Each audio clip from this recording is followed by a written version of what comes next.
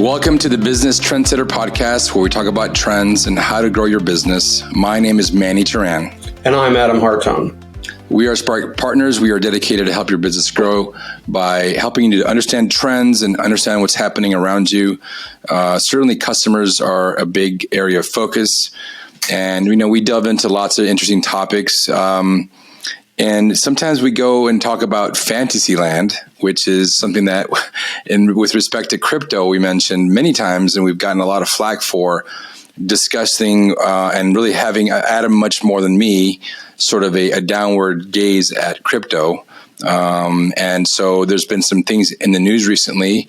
The most recent is a $575 million scam by a couple of Estonians that essentially duped lots of people from lots of money. Of course, lots of these crypto platforms are collapsing, they're going bankrupt. And so I'm talking to my crypto friends, and they're not saying very much. So I figured this would be a good opportunity to talk about this and talk about how it relates to trends and why we're not that, we're more bearish when it comes to crypto. Well, again, I think for our listeners, it's important to realize that we're talking about the difference between a trend and a fad. And in our work, what we do very much try to separate those two and help our listeners and our clients know if something is a trend or know if something is a fad. And I'm asked this question a lot. And I always tell people that a trend is a long-lasting shift in behavior that has value for everybody.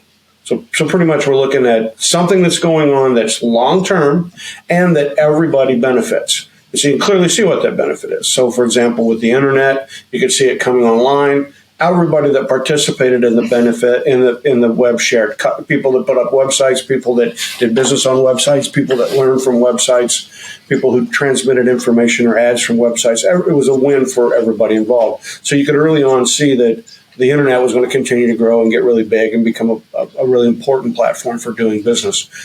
But it was in August of 17 that I wrote the Forbes article saying that, those people that were in our camp shouldn't be investors in Bitcoin.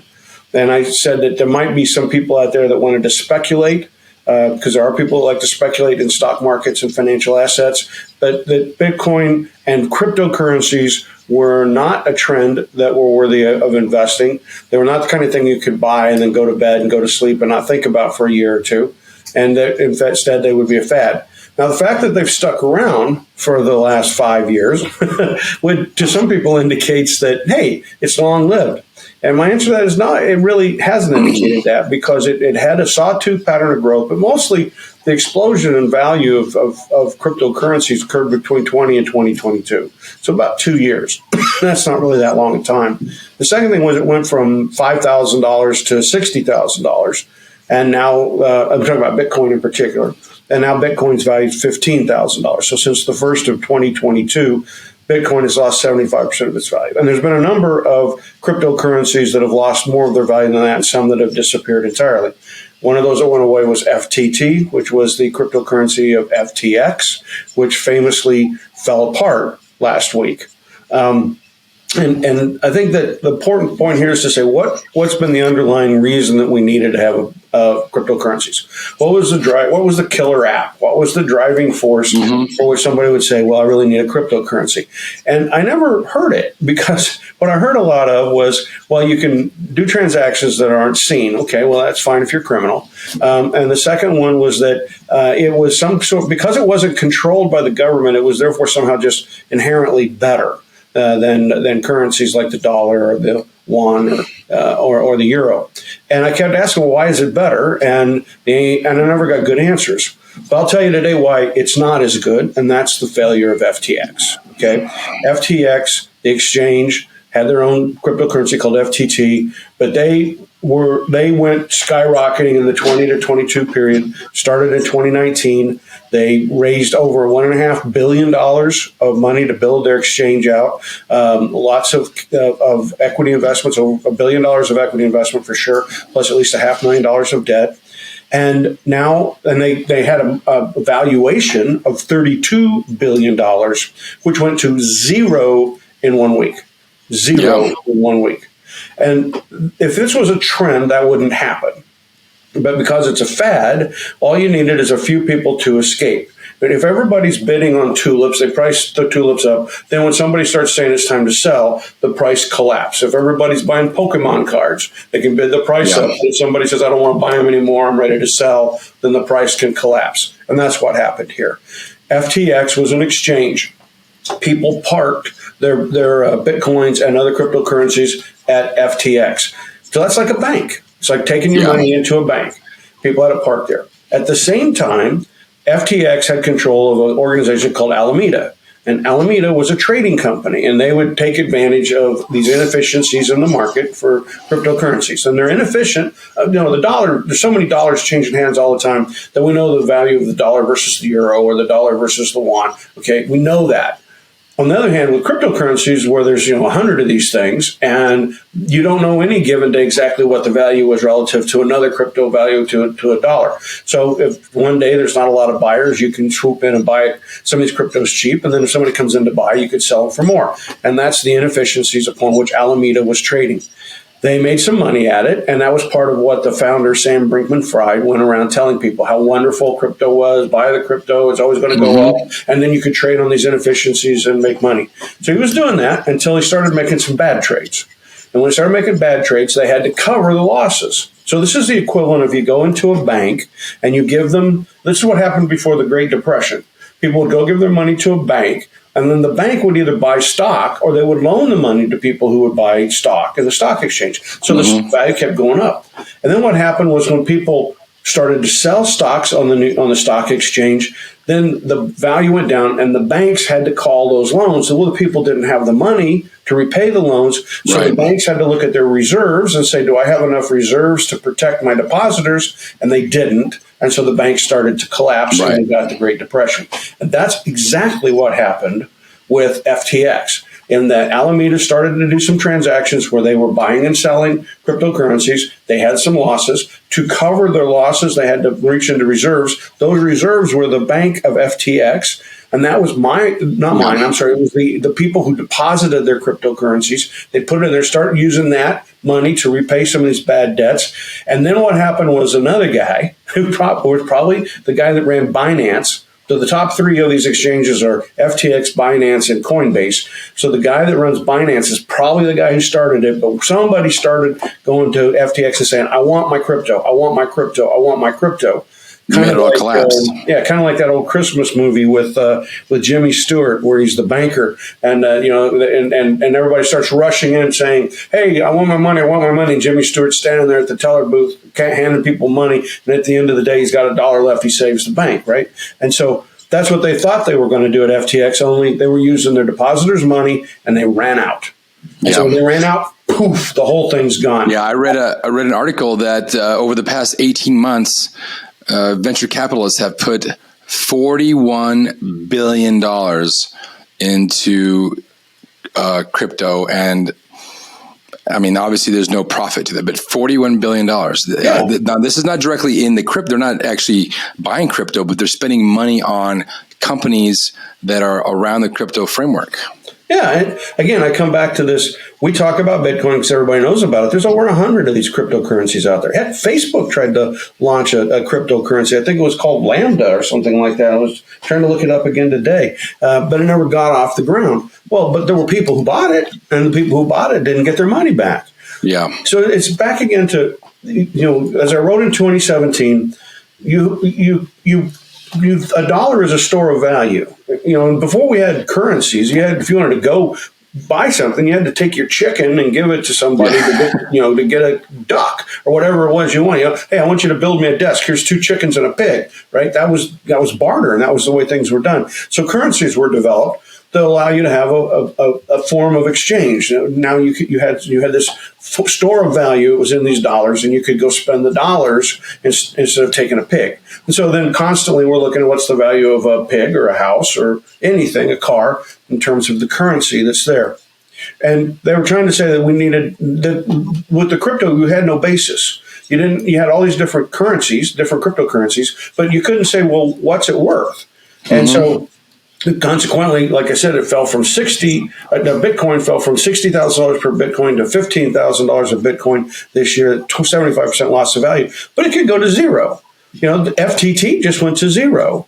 These crypto exchanges are not regulated. Yeah, that's the thing. I don't think people realize is they're not regulated. There's nothing backing them. It's a framework. I mean, these Estonian guys, they created something, and even though they were busted for being fraudulent, they really didn't break any laws when it has to do with the actual framework. Right? There's no backing. There's nothing there. Right. I mean, and it's not called a bank robbery either. I mean, it could be called fraud and it could be called theft, but it's not a bank robbery. Yeah. And so what we have are people that have crypto. They're putting them in crypto wallets, which are digital wallets that could be lost. And then they put the digital wallet on an exchange, and they think acting like this is somehow like $1 or something very, very rare that's very secure, or as if you had a Warhol piece of art and you were keeping it in a safe vault someplace. No, it's not like that at all. And in fact, in addition now to having FTX collapse and FTT went away and all that value goes away, we need to keep in mind every year there are tens of billions of dollars of crypto that are stolen. Just like you talked about that with the two Estonian guys, there are people who figure out how to break into an exchange and steal wallets, or they trick people into thinking there's an exchange where there isn't one. They take the money as if they're an exchange, and then they just keep it. They take the crypto, they keep the crypto, sell it, take that money, and they're off and they run. And many of them are not caught. Some of them are caught, but most are not caught.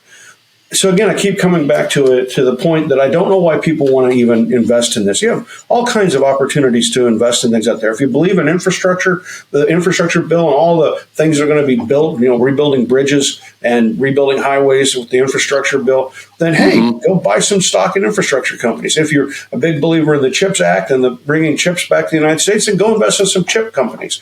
If you're a believer in the Inflation Reduction Act, and that says we're going to have a lot of improvement in the ecology and environmental concerns, we'll go invest in ESG operations. Those are real. Those are tangible. Yeah, those are they're real tangible. There's something. Yeah. So, so we got our small business audience and our mid-sized company audience, and the thing to them is, what are you going to do with your money? And I would say, first of all, invest in yourself. That's the number one thing. If you can't invest in yourself, why would anybody else invest in you? So you have to believe in yourself and invest in yourself and invest in your business. And that's the entrepreneurs. But some of them that are managers in these companies, I still say invest in yourself. What can you do to improve your lot? But if you want to invest in something to create a value, to build up wealth, then the thing to do is make sure you don't invest in fads. Because fads like Pokemon cards and pet rocks can just go away. I mean, when it's not faddish anymore, then the value can literally fall to zero. And it's a Ponzi scheme of a sort, just like the people put money in FTX, that money was building up, but it was being used to turn around and do these transactions. And so when the transactions didn't make money, then they started to dip into the reserves. Once they dipped into the reserves, now it is a Ponzi scheme. We've taken Adam's crypto and we've taken Manny's crypto, and now we're using that crypto to cover our losses in some trades we made. Yeah. And that's fraud, and that's an exchange. I mean, that's it. So you don't want to get caught up in it, is what it comes back to. And of all the things that you could put money into, I still don't understand why anybody puts money into cryptocurrency. Yeah, I agree. There's still a lot to watch out for. And with the continuing the conversation about Fantasyland, of course, Disney is one of the kings of Fantasyland, and recently announced that they fired their CEO and they rehired Bob Iger, who I happen to like quite a bit, actually. And so we talked about this when they retired, and so we were surprised. And let's talk about that, Adam. Let's talk about why they did what they did and why they brought Bob back. Well, Bob Iger, when he was the CEO of Disney, raised the value dramatically, and he did a number of very smart acquisitions to help get there. But when and a lot of people thought he'd never retire, and finally, I think he was 67, he did retire. But that was right as the company was facing some real serious questions, like what are we going to do with the theme parks? Because theme parks were getting long in the tooth. It's unclear the younger generation wants to go. The boomers are getting too old to go. They're taking their grandkids, but the grandkids weren't showing a whole lot of interest. So what are you going to do there? What are you going to do with the whole streaming world? That was just getting started. They had an investment in Hulu. That was doing well. And they were saying, okay, maybe we're going to launch our own channel. Those are some big things that were happening as Iger walked out the door. Mm-hmm. And it didn't help helped immediately the pandemic hit. And that shut down the theme parks. It shut down production of a lot of movies. They were in mid-production on those things. They had money invested. They couldn't take, the theaters were closed. They weren't taking things to market to recover their costs. So they just had to wait it out, and that caused a huge blow to the company. And it used a lot of its reserves to get through the pandemic. But then, you and I got pretty optimistic, because when they came back, we saw the Chapek, the CEO that had been appointed by Iger. We saw that what he did was he started to put the money really where the growth was, and in particular, Disney Plus. He really put a push to go after Netflix to try to get the subscribers. So he took the emphasis off the theme parks. He pushed those back into a situation where it's kind of like, let's see if those can make some money on their own. They're not a growth business, so let's not manage them like a growth business. Let's not overinvest. They put these investments into productions that could go directly to online. So instead of making movies that would always go to the theater, which, there was a big hullabaloo, people wanted that to happen. And he said, well, we'll have some theater releases, but we're going to have a lot of stuff that's made to go direct. So it'll go direct to streaming. It'll go direct to the Disney Plus world. We'll go out direct with that, with our production. And then he really put the money behind getting subscribers on Disney Plus, and it took off like crazy.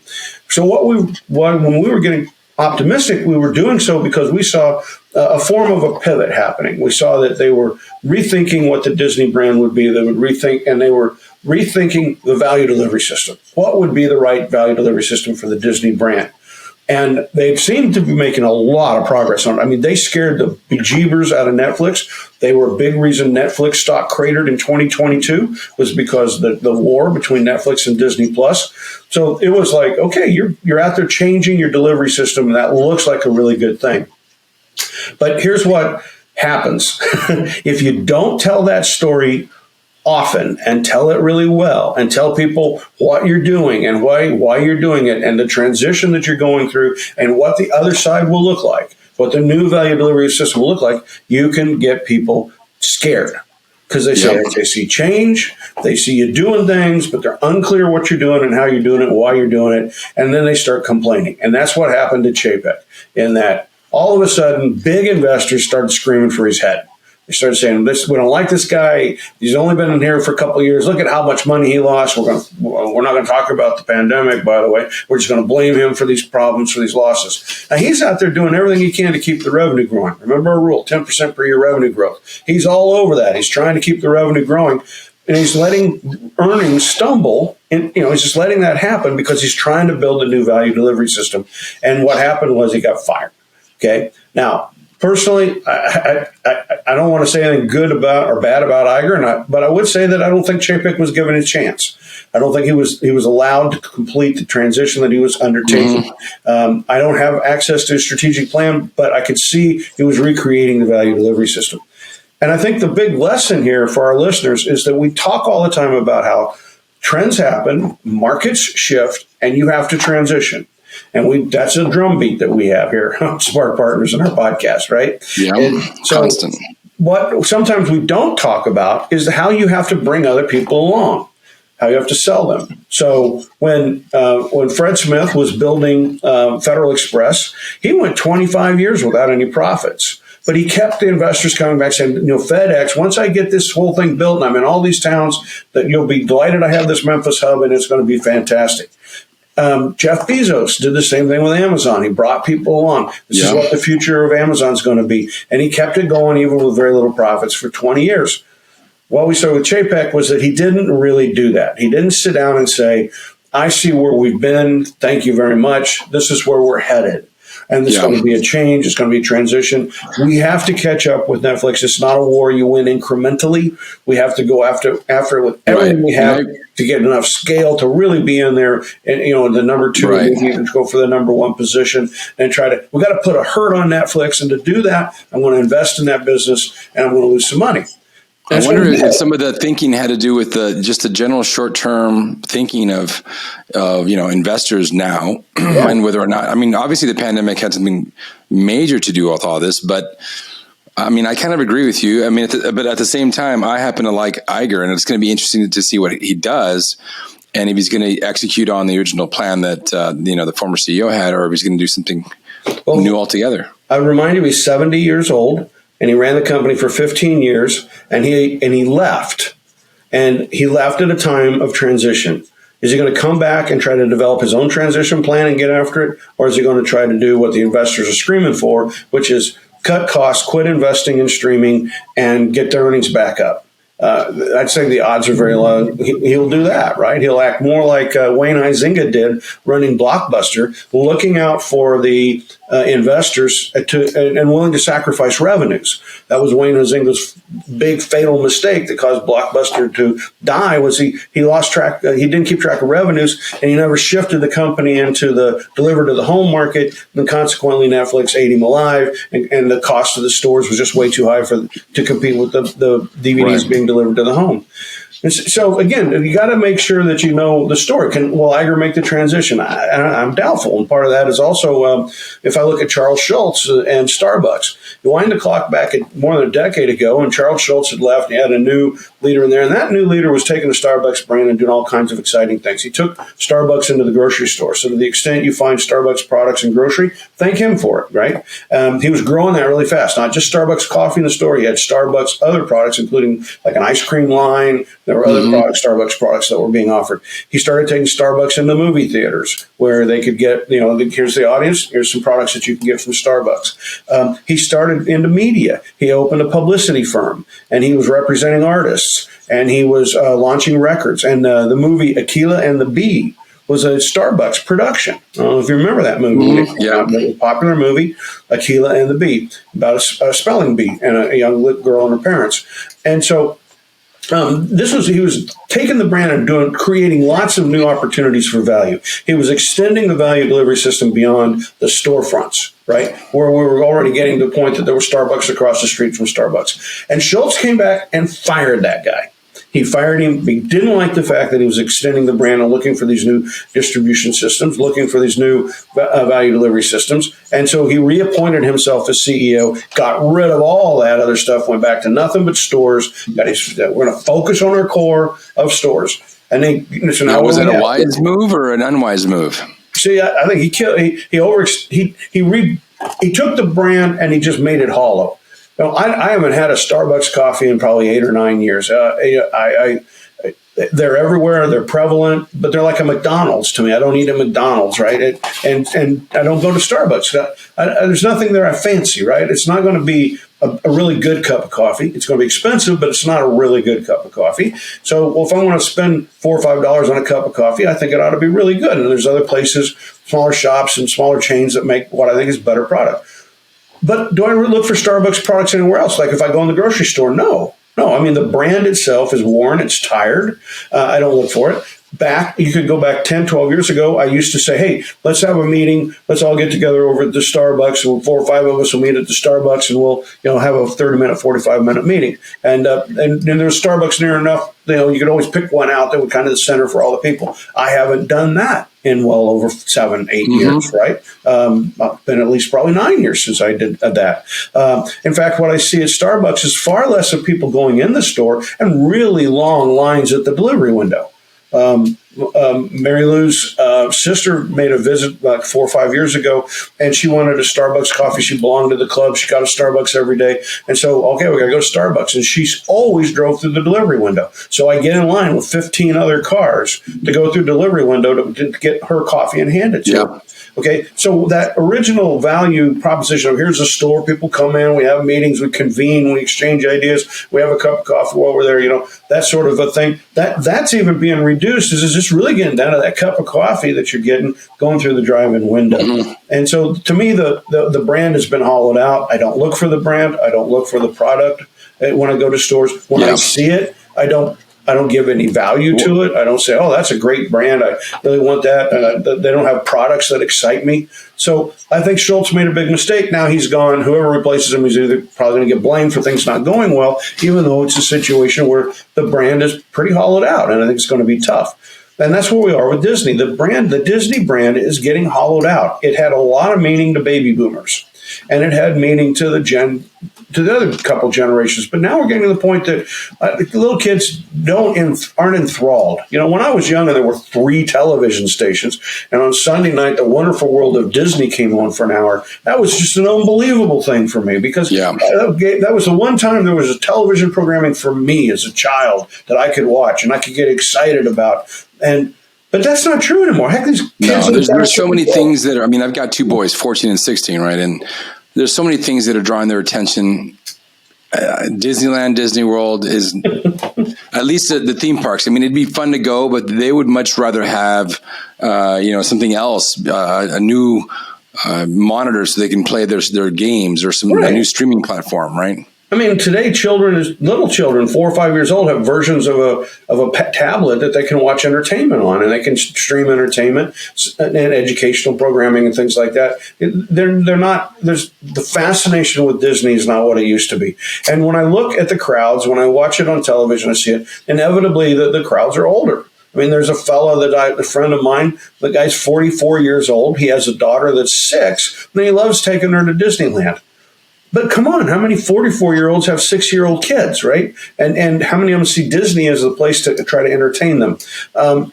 We're living in a different world today, and I think that Iger's got to realize that, and then he's got to look at these transitions and figure out if he's going to try to follow a plan and sell it. Can he sell the plan? We see Ford going through that now. Ford made the decision in 2018 to drop out of sedans. It discontinued the Taurus. Everybody thought that was a horrible idea, but they were keeping their powder dry, building back up the pickup SUV business, getting the cash flow going so that they could launch off in this year in 2022 with the new E-Ford, which is the electronic Ford company, with the Mach-E and the Ford F-150 Lightning. So they're in this process of transitioning Ford, but they're not getting any love for it. Right? A lot of people are griping and complaining and wondering what Ford is and what the future is going to be because they haven't gone in and described the transition. I can see it because I look for it. I guess this would be a pretty good segue as we start coming on closing out the podcast, to talk a little bit about another fantasy transition. Of course, that is of Elon Musk, the final, buying of Twitter.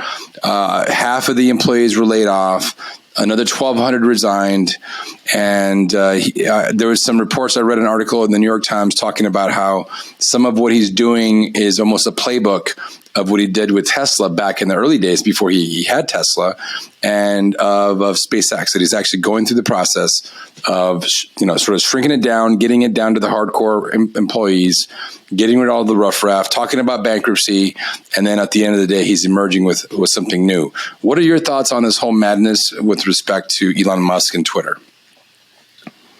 If you're building cars, then you can say, I need a new engineering team, I need a new head of design, and I need a new guy running the factories, and I'm going to make the cars, and we're going to make better cars. If you're saying I want to go put satellites in space, I got to come up with better rockets. I need innovative ideas like not letting the rocket fall in the ocean, but rather it goes off and it comes and lands again, so I can reuse them over and over. And so I need to get the engineering team, designers, and production people to make that happen. That is not a media company.